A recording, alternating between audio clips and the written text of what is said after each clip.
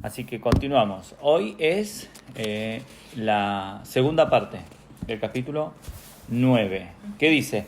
Nuestro fin es el principio de Elohim. Ah, mira, la luz funciona mejor. Tenemos más luz hoy.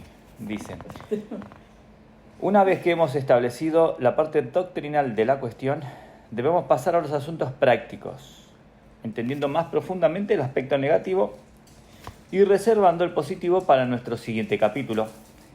¿Qué significa en la vida cotidiana ser libres de la ley? Con riesgo de exagerar, yo respondo, significa que de ahora en adelante no voy a hacer nada para Elohim. Nunca voy a tratar de complacerlo otra vez. A riesgo de exagerar, dijo. ¡Qué doctrina!, diría usted, ¿no? ¡Qué tremenda herejía! Seguro que usted no quiere decir eso. Pero recuerde, si yo trato de agradar a Elohim en la carne, entonces inmediatamente me pongo debajo de la ley. Yo transgredí la ley.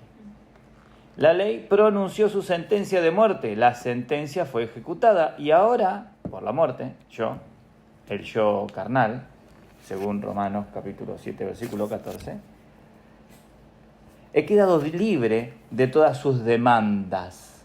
Todavía existe la ley de Elohim y ahora hay, en efecto, un nuevo mandamiento que es infinitamente más exigente que el antiguo. Pero, alabado sea Elohim, sus exigencias se están cumpliendo porque es Cristo quien las cumple. Es Cristo el que ahora obra en mí para producir lo que es agradable a Elohim. No penséis que he venido para abrogar la ley o los profetas. No he venido para abrogar, sino para cumplir. Lo dijo nuestro Señor en Mateo capítulo 5, versículo 17. Así es como Pablo, con base en la resurrección, puede decir: ocupaos en vuestra salvación con temor y temblor. Porque Elohim es el que en vosotros produce así el querer como el hacer por su buena voluntad. Filipenses capítulo 2, versículo 12 y versículo 13. Elohim es el que obra en ustedes. La liberación de la ley no significa que estamos libres de hacer la voluntad de Elohim. Tampoco significa que vamos a seguir sin ley. Más bien, todo lo contrario. Lo que significa, sin embargo, es que estamos libres para hacer esa voluntad por nosotros mismos. Estamos completamente persuadidos de que no podemos cumplirla. Dejamos de tratar de complacer a Elohim con base en el viejo hombre. Hemos llegado a tal punto de completa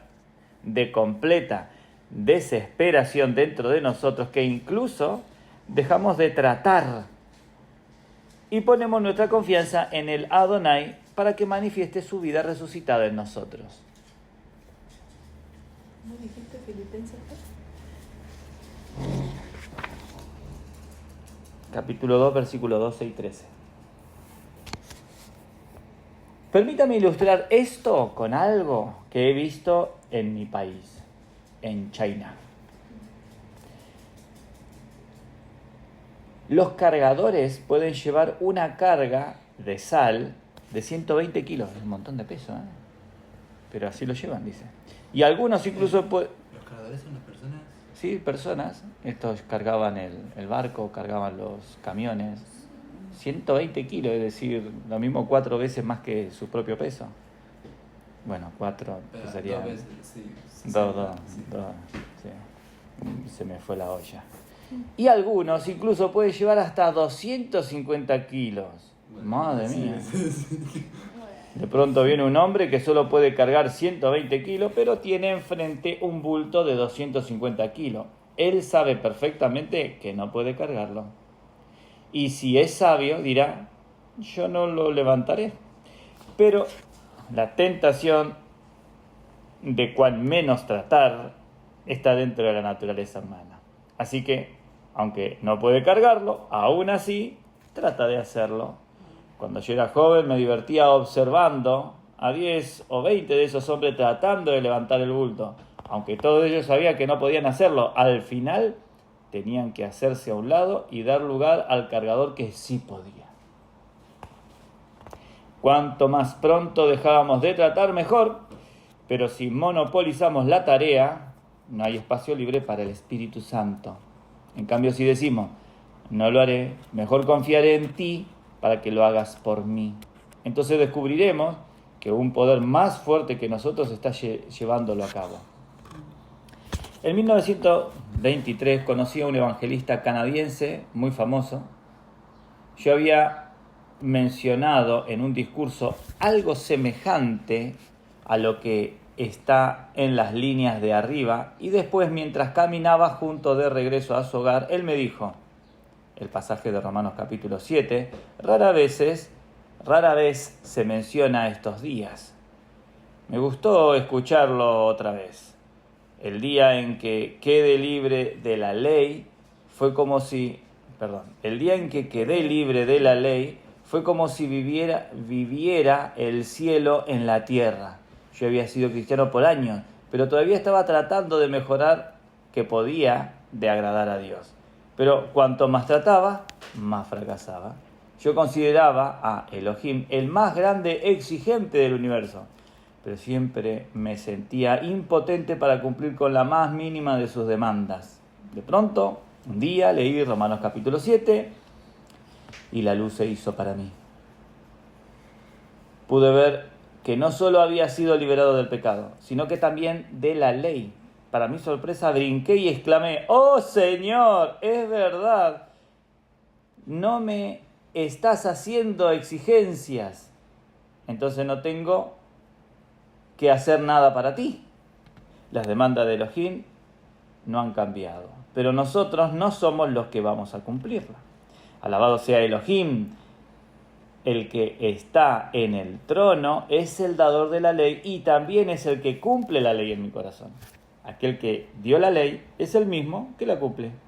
Él hace las exigencias, pero a su vez también las cumple. Por eso, mi amigo, puedo brincar y gritar por eso mi amigo pudo brincar y gritar cuando descubrió que no tenía que hacer nada. Y todos los que hacen un descubrimiento semejante pueden hacer lo mismo. Mientras sigamos tratando de hacer algo, él no puede hacer nada. Es debido a que seguimos tratando que fracasamos. Y fracasamos. Y fracasamos. Y volvemos a fracasar. Elohim quiere demostrarnos que no podemos hacer absolutamente nada. Y hasta que esto sea reconocido, nunca será nuestra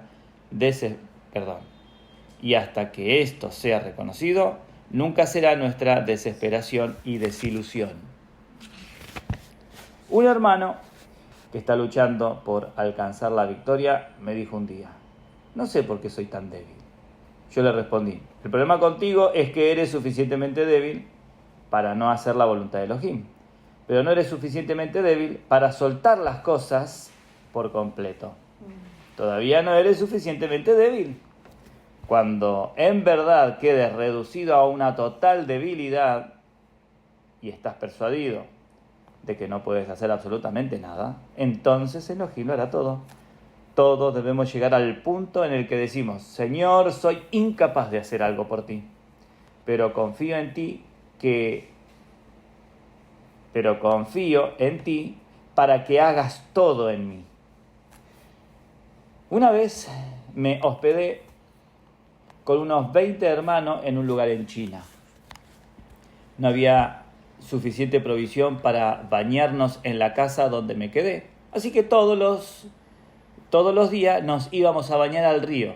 Un día un hermano tuvo un calambre en su pierna y me di cuenta de que se estaba hundiendo con rapidez.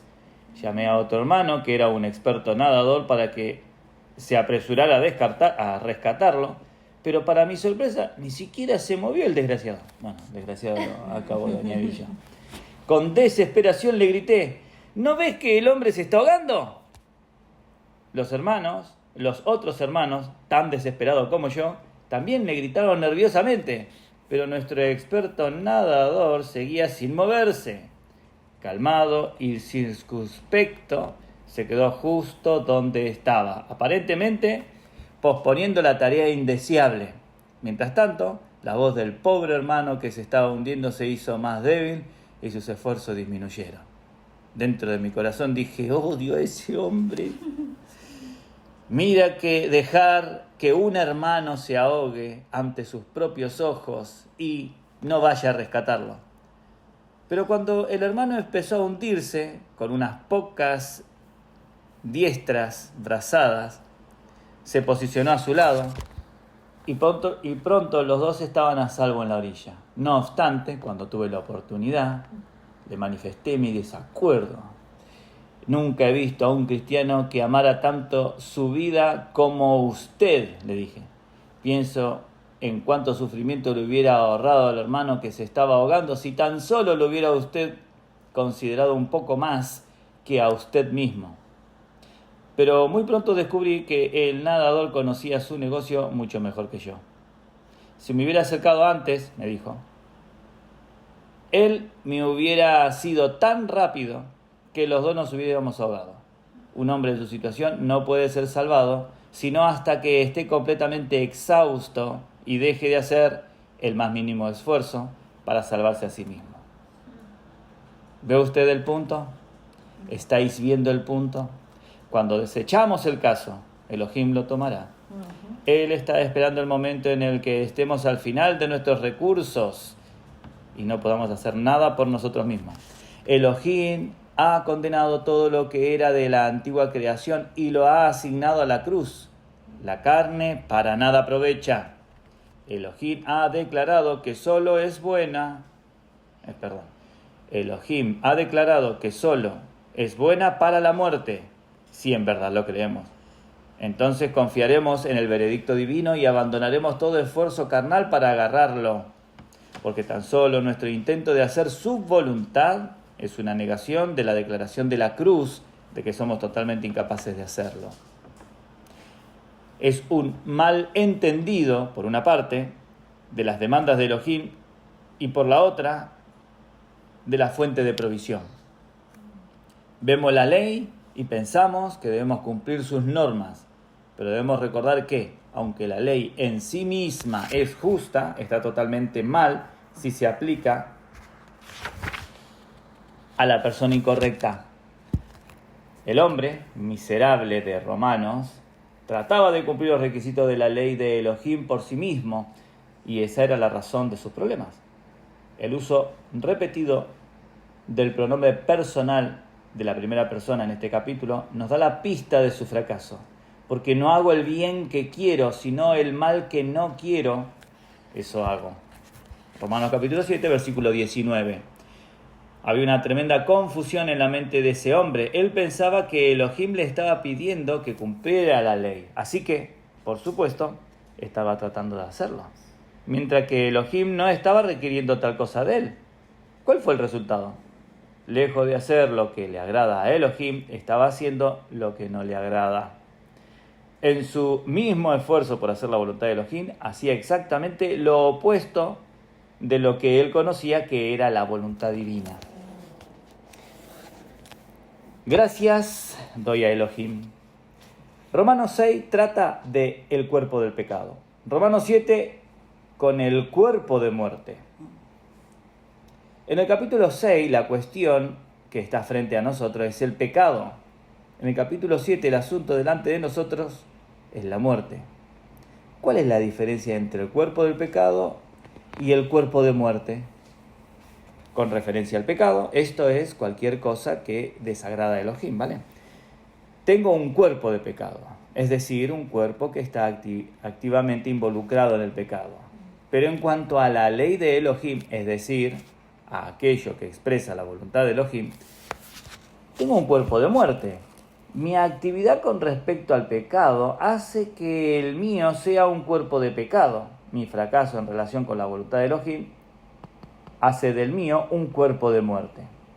En lo que se refiere a todo lo que es malvado, mundano y satánico, yo soy por naturaleza totalmente positivo, pero en relación con todo lo que pertenece a la piedad y al cielo y Elohim, soy completamente negativo. ¿Ha descubierto usted la verdad de esta en su vida? No es bueno solamente descubrirlo en Romanos capítulo 6 y 7. ¿Ha descubierto usted que lleva los impedimentos de un cuerpo sin vida en relación con la voluntad de Elohim? No tiene ningún problema para hablar de los asuntos mundanos, pero cuando trata de hablar del Adonai, su lengua se paraliza. Cuando usted trata de orar, se siente somnoliento. Cuando usted quiere hacer algo por el Adonai, se siente indispuesto. Usted puede hacer cualquier cosa, excepto lo que se relaciona con la voluntad de Elohim.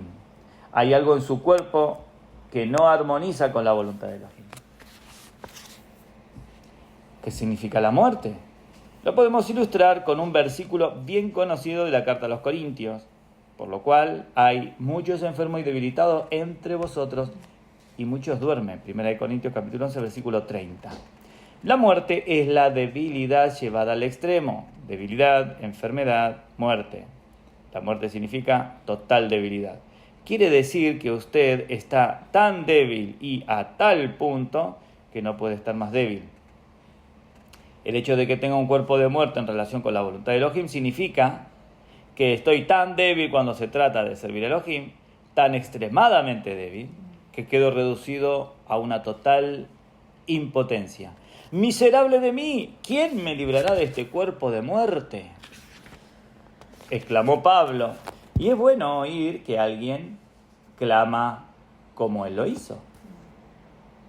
No hay nada más musical a los oídos del Adonai. Este clamor es el clamor más espiritual, más escritural que un hombre puede musitar. Él solo lo hace cuando sabe que no puede hacer nada y se da por vencido de hacer más resoluciones. Hasta este punto, cada vez que fracaso, hizo una nueva resolución y redobló y triplicó su fuerza de voluntad. Por fin descubrió que no tiene caso seguir procurando y clamar con desesperación. ¡Miserable de mí! Como alguien que de pronto se despierta para descubrir que está en un edificio en llama. Un clamor ahora es por ayuda, porque ha llegado al punto que no tiene esperanza. ¿Has perdido la esperanza con usted o espera que si lee y ora más será usted aún mejor cristiano?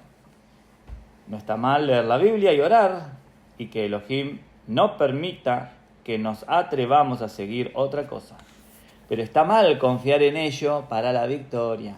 Nuestra ayuda viene de aquel que es el objeto de la lectura y la oración. Nuestra confianza debe estar puesta solo en Yeshua. Afortunadamente, el hombre miserable no solo deplora su estado, él expresa una pregunta bendita. ¿Quién me librará? ¿Quién? Hasta aquí había buscado alguna cosa. Ahora su esperanza está en una persona. Hasta aquí había buscado una resolución a sus problemas. Ahora mira ya más allá de sí mismo, hacia su Salvador. Deja de poner su esfuerzo personal. Toda su esperanza está puesta en otro. ¿Cómo se obtiene el perdón de los pecados? ¿Es por leer, orar, ofrendar y así sucesivamente? No. Volteamos hacia la cruz, creyendo en lo que el Señor Yeshua hizo, y la liberación del pecado nos llega bajo el mismo principio exactamente. No es distinto de la cuestión de agradar a Elohim. En el asunto del perdón, volteamos a ver a Cristo en la cruz. En el asunto de la liberación del pecado y de hacer la voluntad de Elohim, volteamos a ver a Cristo en nuestros corazones. En el primero, dependemos de lo que Él ha hecho. En el otro, dependemos de lo que Él hará en nosotros. Pero en relación con ambos, nuestra dependencia está únicamente en Él, de principio a fin. Él es quien hace todo. En la época en la que se escribió las epístolas a los romanos, un asesino era castigado de una manera peculiar y terrible. El cuerpo muerto de quien había sido asesinado era amarrado al cuerpo del asesino. Cabeza con cabeza, mano con mano, pie con pie. Hombre vivo quedaba atado al muerto hasta que moría. El asesino podía ir a donde quisiera, pero a todo lugar donde iba tenía que arrastrar consigo el cadáver del hombre que él había matado. ¿Puede haber un castigo más espantoso? Y aún así, esta es la ilustración que Pablo usa. Es como si él estuviera atado a un cuerpo muerto, su propio cuerpo de muerte, y no podía librarse de él. Por donde quiera que iba estaba impedido por su terrible carga. Por último, no pudo soportarlo más y exclamó: «Miserable de mí, ¿quién me librará?». Y luego, en un momento de iluminación, su clamor de desesperación se convierte en un cántico de alabanza. Por fin ha encontrado la respuesta a su pregunta. Gracias doy a Elohim por Yeshua nuestro Señor. Romanos capítulo 7, versículo 25. Sabemos que obtenemos nuestra justificación por medio de Yeshua y no quiere ningún esfuerzo de nuestra parte. Pero pensamos que la satisfacción depende de nuestro propio esfuerzo. Sabemos que podemos recibir el perdón solo por nuestra total confianza en el Adonai. Sin embargo, creemos que vamos a obtener la iluminación haciendo algo por nosotros mismos. La liberación haciendo algo por nosotros mismos. Nos da temor de que, si no hacemos algo, nada pasará. Después de la salvación, el antiguo hábito de hacer algo vuelve a nosotros y empezamos otra vez a hacer nuestro esfuerzo. Entonces viene la palabra de Elohim en forma fresca y nos dice: consumado es, Juan capítulo 19, versículo 30. Él ha hecho todo en la cruz para perdonarnos y Él hará todo en nosotros para nuestra liberación. En ambos casos, Él es el hacedor, es Elohim el que obra en nosotros y el que obra en vosotros.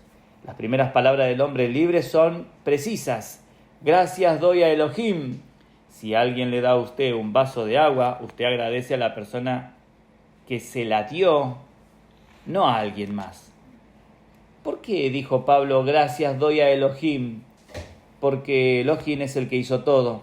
Si hubiera sido Pablo quien lo hiciera, hubiera dicho, gracias a Pablo, pero Elohim vio que Pablo era un hombre miserable y que solo él podía cubrir su necesidad. Así que dijo, gracias doy a Elohim.